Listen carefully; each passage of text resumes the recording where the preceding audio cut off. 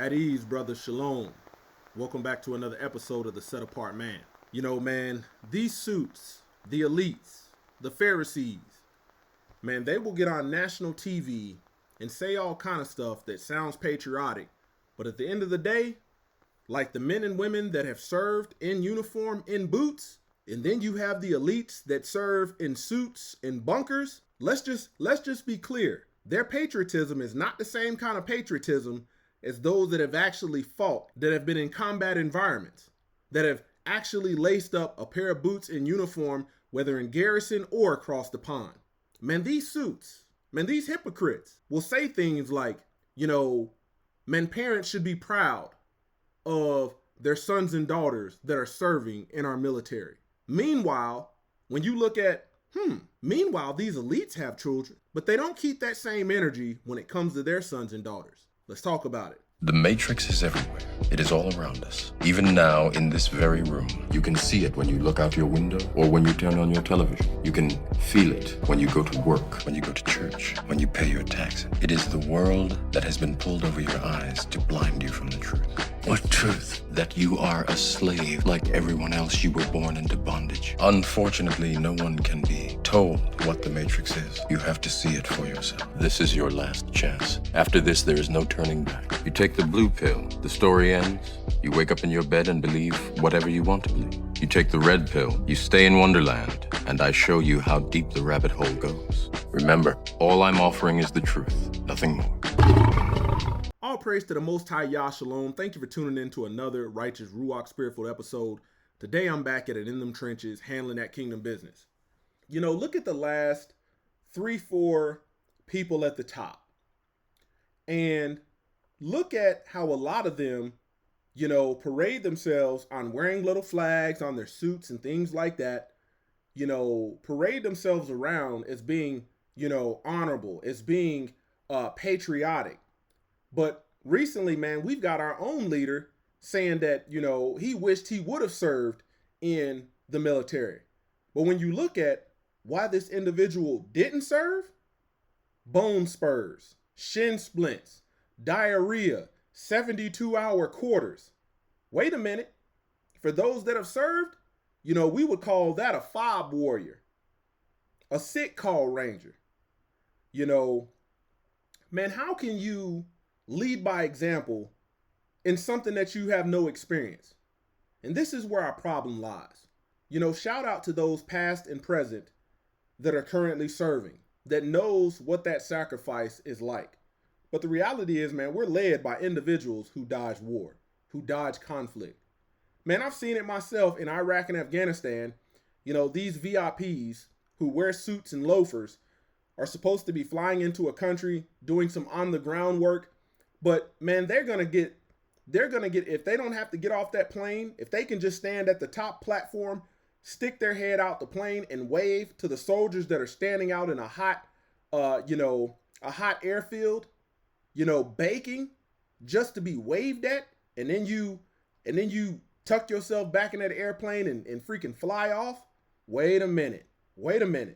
See, on the ground, the concept is lead by example, but the elites feel like they don't have to live by that. See, the elites have no problem gassing you up as parents to send your sons and daughters over there to get blown to smithereens.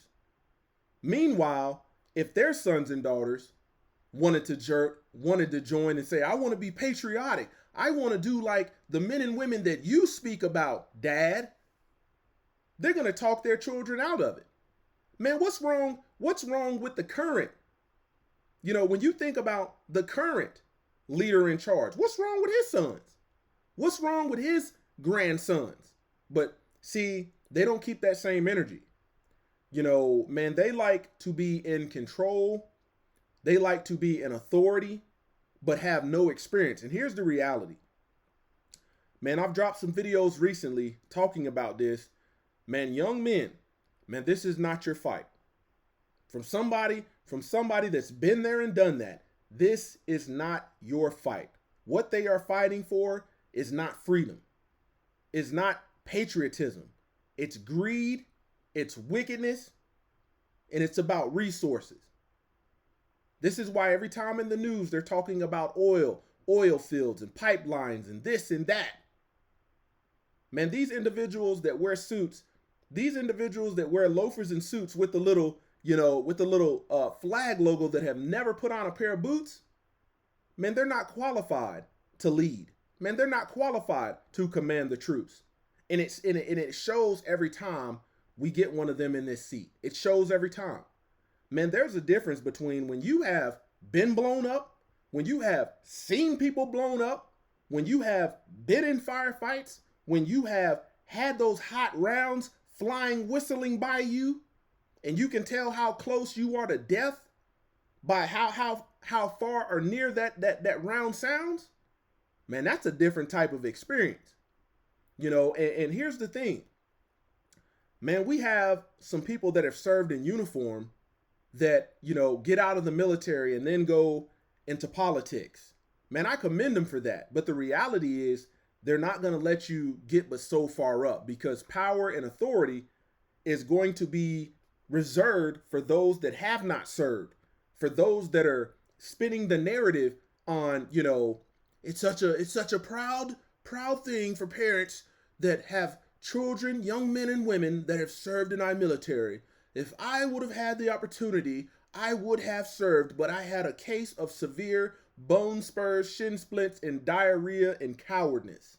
That's what we're dealing with. And you got to think, see, a leader that has been there and done that is leaded by example, is not so quick to start a conflict, not so quick to start a war, because they know what it's like on the ground. They've got boots on the ground experience. But somebody that has no remote experience, no inclination of what it's like, man, they will throw your butt in a war or conflict as fast as you can blink. And guess what? They'll be in these bunkers. They'll be hiding out. They'll be on vacations with their family while you're over there doing what you think is patriotic.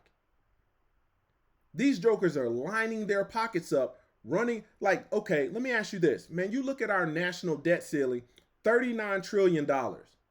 Man, we cannot afford to go to war. But what happens when a country has been ran into the ground and is near foreclosure? What happens when a man has nothing but lint in his pocket? He's willing to rob, steal, and kill. The only difference is, man, these elites, they're going to get you to do their work. See, man, you've got operators of all different tier, groups of special operations telling you that during the Obama administration, man, they would be on the ground in firefights and they would be needing to get bailed out, whether it be by an Apache, whether it be by air support, where airstrikes or field artillery. And guess what? Because the rules of engagement were so soft, were set up for you to fail.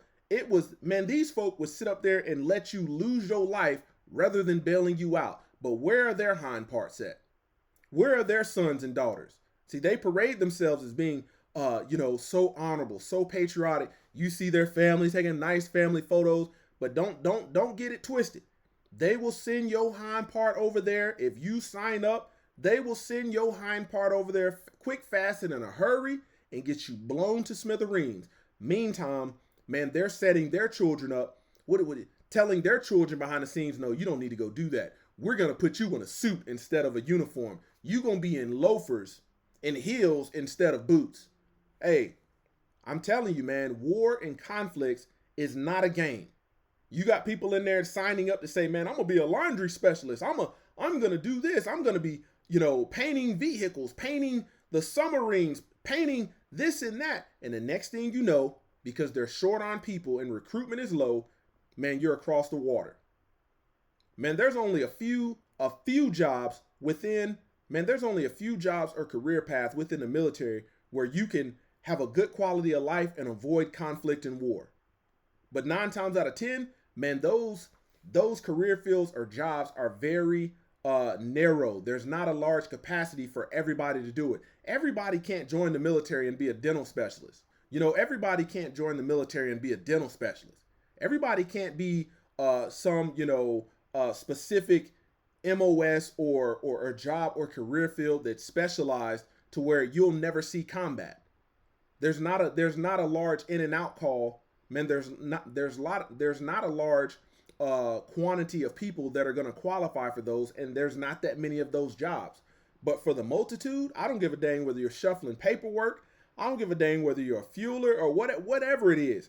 If you join, I'm here today to tell you that, man, you're gonna have to go through your fair share of suck while these other people sit back in fur-lined slippers and loafers and suits while you out there sweating your balls off, and they're talking about we would like to present you with this ribbon that when you go to clothing and sales is $5-6 and ain't even worth that, while they're lining their pocket.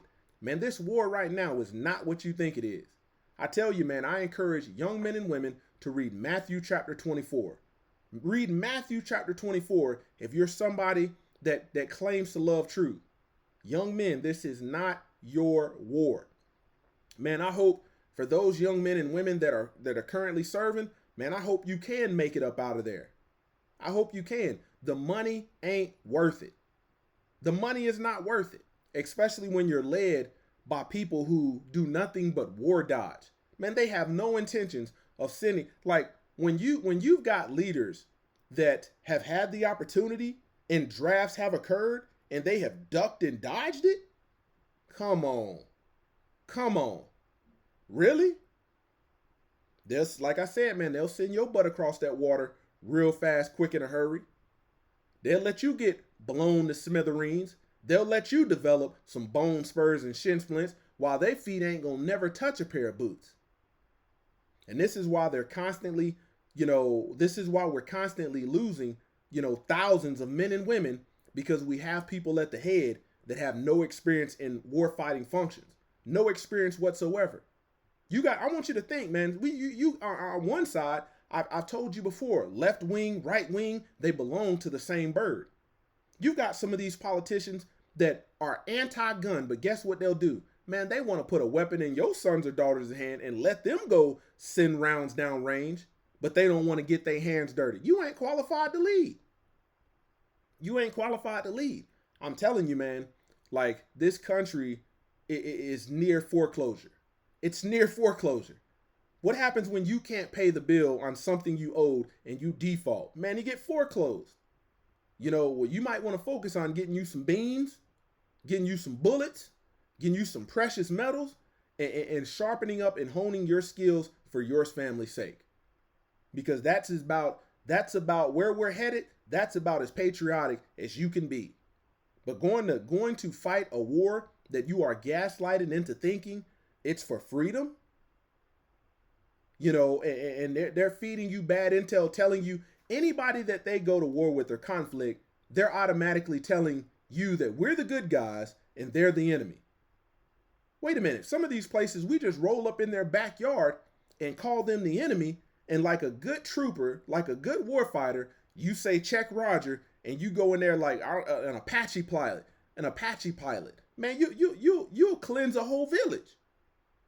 You don't know that these people are your enemy, but this is the intel that they feed you. I tell you, man, it's time to stop drinking the Kool-Aid. Once again, this is the Set Apart Man, kicking that thing gun barrel straight.